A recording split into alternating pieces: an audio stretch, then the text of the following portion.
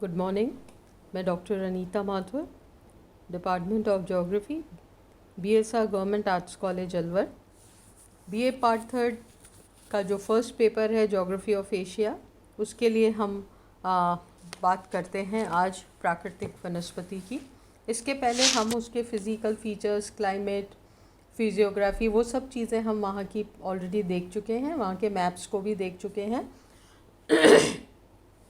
कुछ असाइनमेंट्स वगैरह भी आपको करने के लिए दिए हैं, जिनको आप करते रहिए ताकि आपका जो सिलेबस है वो बिल्कुल तैयार होता रहे। तो आज हम चर्चा करेंगे एशिया की प्राकृतिक वनस्पति की। कि सबसे पहली बात है कि हम प्राकृतिक वनस्पति क्या है। तो किसी भी देश की या किसी भी महाद्वीप की प्रकृति की ओर से जो एक बहुमूल्य तोहफा उसे वनस्पति के रूप में दिया जाता है, उसको हम प्राकृतिक वनस्पति कहते हैं।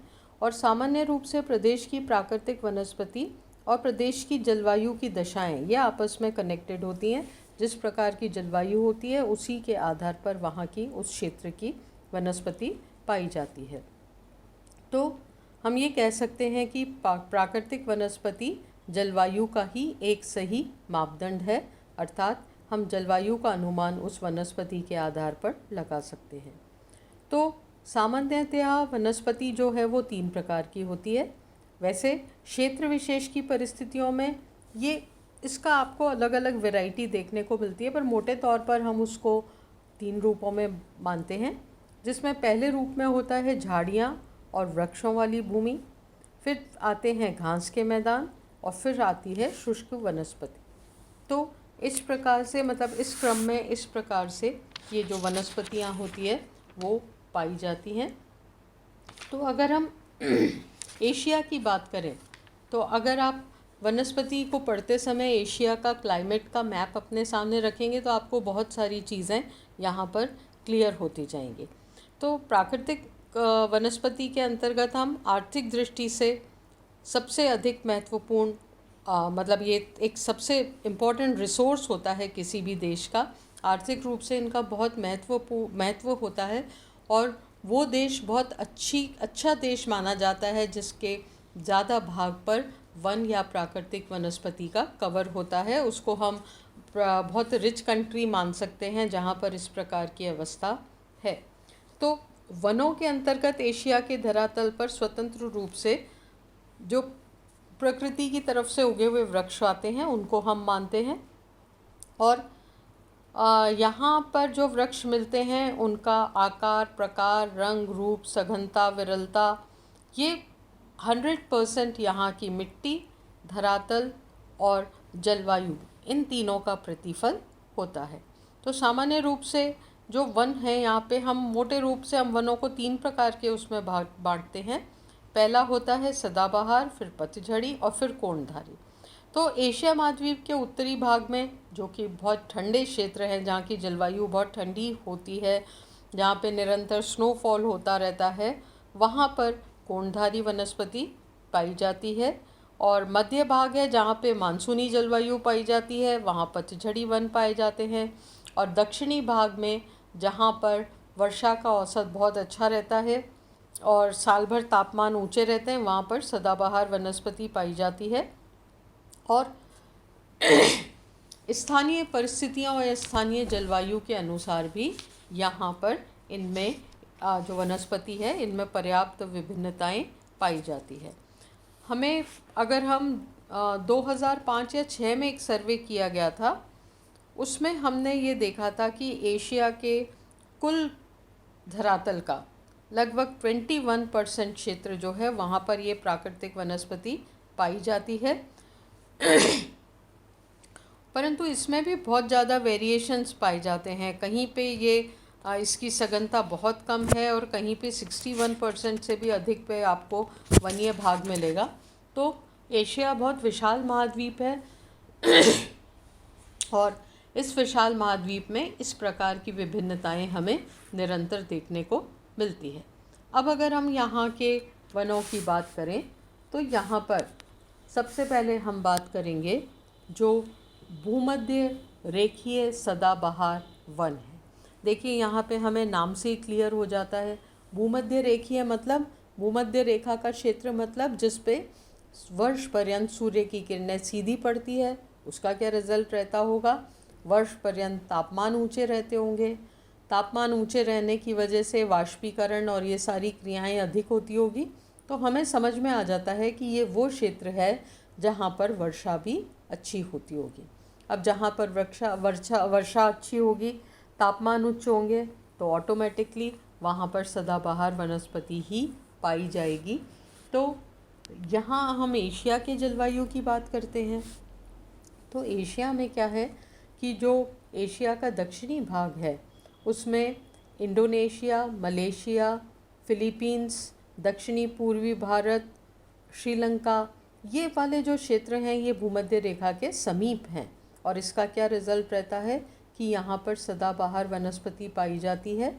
जो कठोर लकड़ी वाले वृक्ष होते हैं 60 मीटर से लेकर 100 मीटर तक हम इनकी ऊंचाई मानते हैं, और इनके बीच में विभिन्न प्रकार के पौधे, बेलें, झाड़ियाँ, हर लेवल की वनस्पति यहाँ पर पाई जाती है। इवन वर्षा का औसत अच्छा होता है।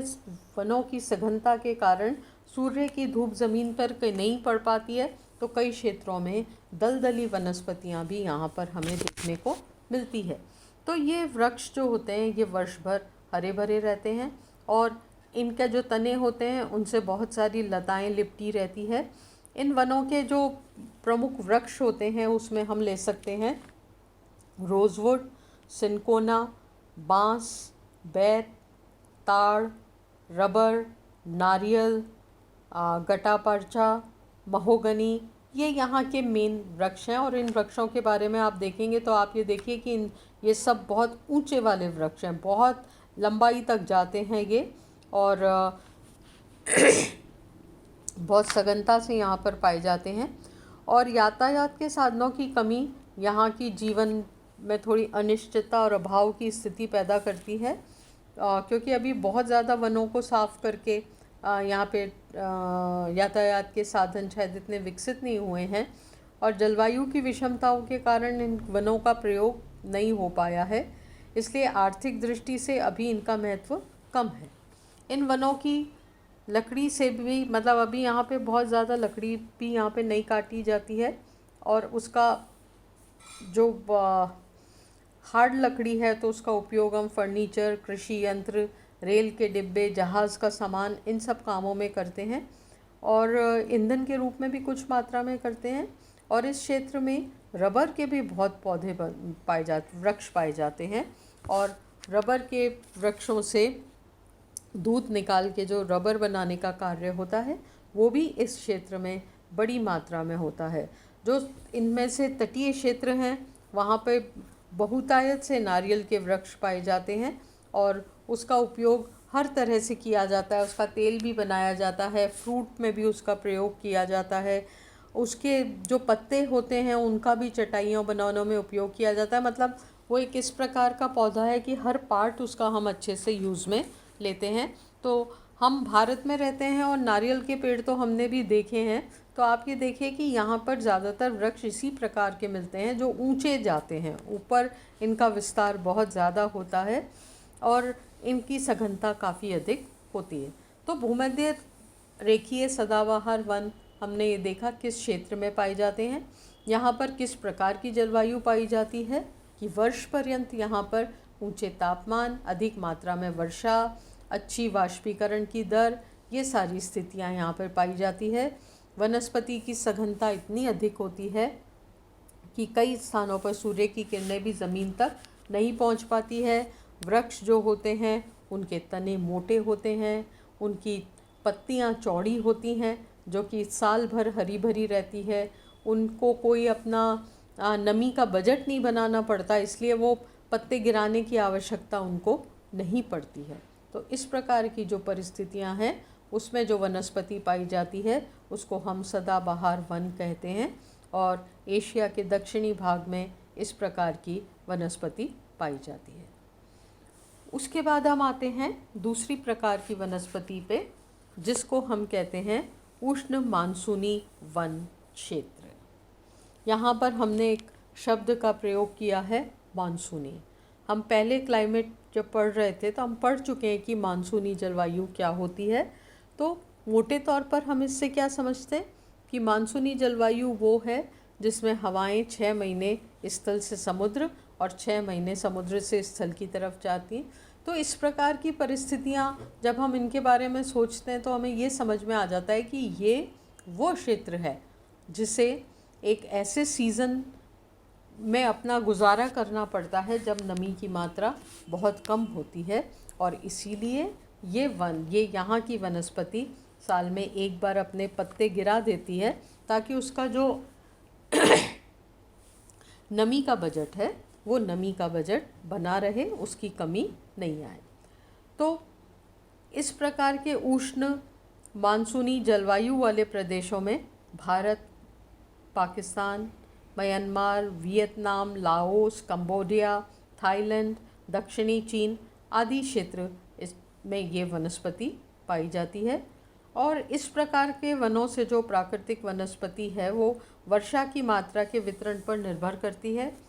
जिन क्षेत्रों में वर्षा का औसत 200 सेंटीमीटर से अधिक रहता है वहाँ पे सदाबहार मानसूनी वनस्पति पाई जाती है। उसमें सिनकोना, महोगनी, रबर, बांस, नारियल ये वृक्ष पाए जाते हैं। परंतु जिन क्षेत्रों में वर्षा का औसत 100 से 200 सेंटीमीटर रहता है वहाँ चौड़ी पत्ती वाले मानसूनी पतझड़ी वन मिलते हैं, क्योंकि नमी की मात्रा थोड़ी यहाँ पर कम हो गई है। और ये वृक्ष क्या होते हैं कि वर्ष में ग्रीष्म ऋतु प्रारंभ होने के पहले एक बार अपनी पत्तियाँ गिरा देते हैं। और इन क्षेत्रों के प्रमुख वृक्ष कौन से हैं? साल, सागौन, शीशम, आम, जामुन, नीम, इमली, ये जो हैं ये यहाँ पर पाए जाते हैं सारे वृक्ष। हम उससे भी नीचे आते हैं कि जिन क्षेत्रों में वर्षा का औसत 50 से 100 सेंटीमीटर रहता है वहाँ पे उष्ण कटिबंधीय घास के मैदान या खेजड़ा, बबूल के क्षेत्र पाए जाते हैं जो कि कंपैरेटिवली कांटेदार होते हैं और इनमें नमी की मात्रा जो होती है वो बहुत कम होती है। तो हरियाला या हरा रंग जो होता है ये बहुत कम इन क्षेत्रों में होता है, इस वनस्पति में होता है। और जहाँ पर वर्षा का औसत 50 सेंटीमीटर से भी कम होता है वहाँ कटीली झाड़ियाँ, बेर, खजूर, टींट या जिसे कैर कहते हैं उसके वृक्ष यहाँ पर पाए जाते हैं। ये इस प्रकार की वनस्पति मरुस्थलीय क्षेत्र जो हैं एशिया के वहाँ पे पाई जाती है और इन क्षेत्रों में वर्षा का अभाव होता है। और उसी की वजह से क्या होता है कि ज़मीन में पानी भी बहुत ज़्यादा नीचे होता है, जिसके परिणाम स्वरूप इनको बहुत ही शुष्क ऋतु का सामना करता रहना पड़ता है और इस वजह से यहाँ पे ये कांटेदार वनस्पति पाई जाती है। मानसूनी वनों का सबसे अधिक इनका नाश हुआ है क्योंकि ये वो क्षेत्र हैं जहाँ पर प्रारंभ से ही जनसंख्या का घनत्व बहुत ज़्यादा रहा है। और इसका कारण ये है कि एशिया में वनों की घनी और आबादी और एशिया के विभिन्न भागों में ये फैले हुए हैं। मानसूनी वनों का आर्थिक महत्व भी अधिक है क्योंकि इनमें आम, जामुन, आंवला और बहुत तरह के फलों के वृक्ष भी पाए जाते हैं। लकड़ी की भी आवश्यकता, ईंधन की आवश्यकता पूरी करने के लिए हम बड़ी मात्रा में यहाँ पर वनों को काट रहे हैं। तो अगर हम इनका कमर्शियल यूज़ की बारे में बात करें तो ये मानसूनी जलवायु वाले वो क्षेत्र हैं जहाँ एशिया में जनसंख्या का घनत्व सबसे सघन पाया जाता है। और ये जनसंख्या अपनी आवश्यकता को पूरी करने के लिए, अपनी ज़रूरतों को पूरी करने के लिए बहुत बड़ी मात्रा में इन प्राकृतिक वनों का सफाया कर चुकी है। और उसका एक नेगेटिव इम्पैक्ट भी यहाँ पर आ रहा है कि यहाँ पर वनों की जो प्रतिशत है वो दिन बर दिन कम होता जा रहा है। तो एक नेगेटिव रूप भी हमारे सामने आ रहा है। भारत इसका सबसे बड़ा उदाहरण है। वहाँ पर इस प्रकार की परिस्थितियाँ आप बहुत कॉमनली देखेंगे। और पशुओं को चराने के लिए, घरों को बनाने के लिए, ईंधन की आवश्यकता को पूरी करने के लिए हम विभिन्न रूपों में कहीं ना कहीं इस प्राकृतिक वनस्पति का नाश करते आ रहे हैं। तो ये बहुत अलार्मिंग सिचुएशन में हमारे सामने पहुंच गए हैं। पर एक ये भी मजबूरी है कि इतनी अधिक पॉपुलेशन है और उस पॉपुलेशन को अकोमोडेट करने के लिए हमें कहीं ना कहीं प्राकृतिक वनों को हमें काटना ही पड़ेगा, उनका नाश ही करना पड़ेगा।